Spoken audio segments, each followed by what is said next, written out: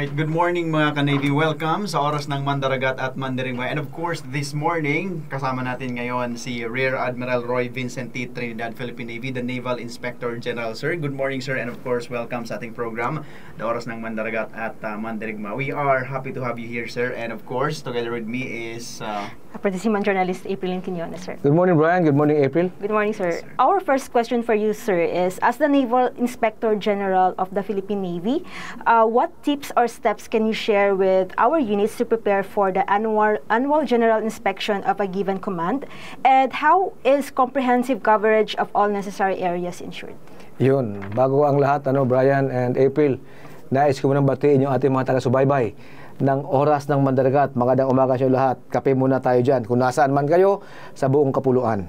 Ang trabaho ng Office ng Naval Inspector General Brian and April is to ensure that the Philippine Navy is battle ready or operationally ready. I would like to emphasize or to focus on yung ginagawa natin sa Office of the Naval Inspector General to make the entire Navy excellent but at the same time accountable. Yun. When we say excellence as a major service, as an operational command, readiness for crisis, readiness for calamity, and yung mandato natin, readiness kung kinakailangan for war. May mga systems and procedures tayo na ginagawa to ensure that bawat unit ng ating Philippine Navy, every unit of the Philippine Navy, is operationally ready. We have systems in place to ensure that kung kinakailangan pag tinawag ang Navy, so the different Navy units, ay makapag-deliver tayo. And when we say operationally ready, hindi pinag-uusapan dito yung forma. Yes, sir. But yung performance. At the same time, hindi lamang na excellent tayo by being ready operationally, but we have also to be accountable. Anong ibig sabihin nun? Yung taxes ng taong bayan na binibigay sa gobyerno, na ibinaba ng gobyerno sa AFP and then to the Philippine Navy, it has to be accounted for. Dapat ang mga deployment ng tao natin, Brian, nasa frontline units, wala sa headquarters. Lalo kung mga bata, mga bagong officers, bagong enlisted personnel, they must be at the frontline. Not in the front line geographically. So when we say being at the front line, we need more people doing the job. We need fewer people giving instructions. Ang problema, human nature. Ang gusto ng tao, tagabigay ako ng utos. Ayoko magtrabaho. We need less people in the offices, more people on the front lines. Yan ang sinasabi kong accountability. Not only that, yung pinakatiwala sa atin ng mga gamit ng gobyerno, dapat na may maintain yan. We will not be excellent if we are not accountable. So, trabaho ng Office of the Naval Inspector General, magsabi, kayo mga taga-logistics, bilis-bilis ang trabaho nyo. Lumabas kayo sa mga air-conditioned offices kayo. Lumabas kayo dyan. Buwaba kayo sa ground. Tingnan nyo kung anong problema doon. Kung wala pang gamit ng estudyante, kakulangan nyo yan. Ayusin nyo. That is the function. One of the functions, of the many functions of the Naval Inspector General's Office. Kami ang taga-sipa. Trabaho kayo. So to speak, ha? Yes. Kami ang taga-walking. Bilisan nyo. Kasi kailangan ang inyong serbisyo ng operating units. Thank you, sir, for that, sir. And for our second question, sir, can you describe a recent instance where your office played a crucial role in upholding the highest standards of ethical conduct and professional responsibility within the Navy, and what were the key outcomes of that intervention? Yun, yung mga nabanggit ko kanina, Brian, are examples. Yes, sir. Kumbaga, nilagay natin sa tabletop exercise, pinakita ko sa inyo. And these problems are not simple. Yes, sir. They are complex. When I say complex, maraming kailangan gawin para ma-solve. They did not happen overnight. Ito ay bunga ng evolution na carry over. Until such time, ang biro ko parati sa kanila, ito na tuloy-tuloy ang naging doktrina natin. Example, procurement. Just because hindi mapaaga, umatras tayo at tawag natin early procurement activities on the year before. Ibig sabihin, August, September of this year, umpisa na ang procurement cycle for next year. Why? Because hindi natin ma-solve for next year. Dapat ang procurement, it must be done on the same year. But because may delay, ibig na ayusin ang delay, umaatras tayo. You're doing it in advance. In advance. Ang tawag ko ito, stopgap measure. But it should not derail us from the thought that there is a problem to solve for that current year. Ang problema, naging kontento na tayo sa early procurement such that ito na naging kalakalan natin, early procurement. Meron pa, yung pagbayad natin sa mga stakeholders, mga proponents natin, ship repair. Ang tagal. I would say that there's a lot of room for improvement for the Philippine Navy as a business partner. Yes, sir. Yung ibang proponents natin, 3, 4, 5 years hindi pa nababayaran.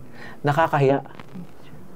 One of the major efforts, it's a great effort, it will take the entire naval organization to come together as one, is to be able to pay our proponents on time. And most of the time, ang problema ay nasa atin din ang solusyon. What is important is kailangan maumpisahan. And then kung sino man darating later on, ituloy. Kumbaga, for the major problems, we will plant the seed. Somebody else will water it. Iba ang mag-till ng ground, magtanggal ng mga damo para lumaki ang buto.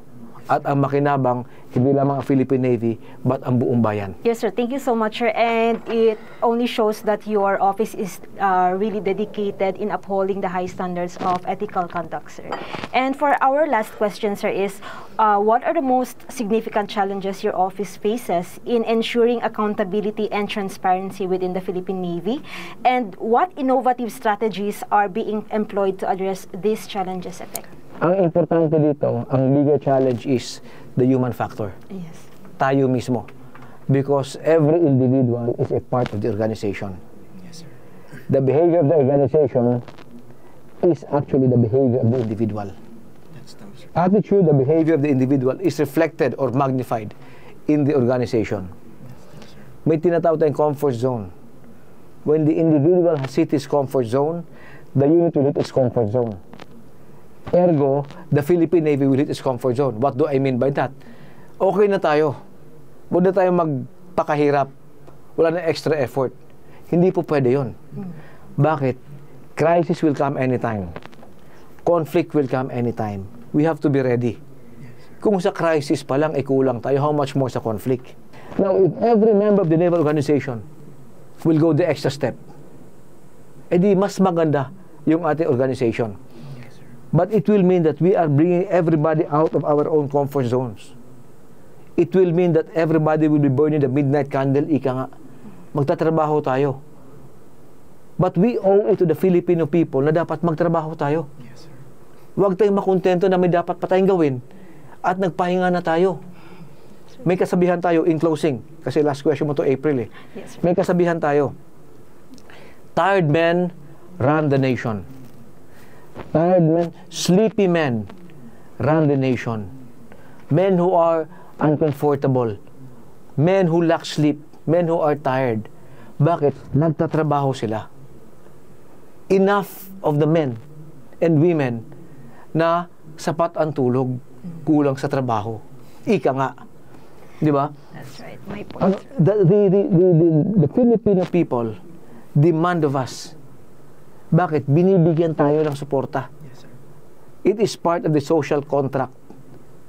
They support us, we render service. Yes, sir. Kaya ang sinasabi ko parate, yung unit na ang mga tao ay parating puyat sa trabaho, yun ang unit na maasahan mo. Why? Because nobody wants to be uncomfortable na lacking sleep. But because of the demand of the job, we have to stay up late at night. We start with the simple things. Yung pinapabukas ang pagpirma ng papel, ayaw na ayaw ko niyan. Because in all my assignments, I always go back to the office at night o pinapadala ko ang papel sa quarters ko para pirmahan ko. Now, if everybody will just go the extra step, travel the extra mile, di ba rin mapuyat, edi mas maganda yung ating Navy. Mas prepared tayo for any calamity, any crisis, or any conflict. Ika nga, excellent tayo, but at the same time, accountable tayo sa taong bayan. Yes, sir. Thank you very much, sir. Mga Alright. ka-Navy, maraming salamat muli kay Rear Admiral Roy Vincent T. Trinidad, Philippine Navy, ang ating the Naval Inspector General. Magandang araw sa inyong lahat.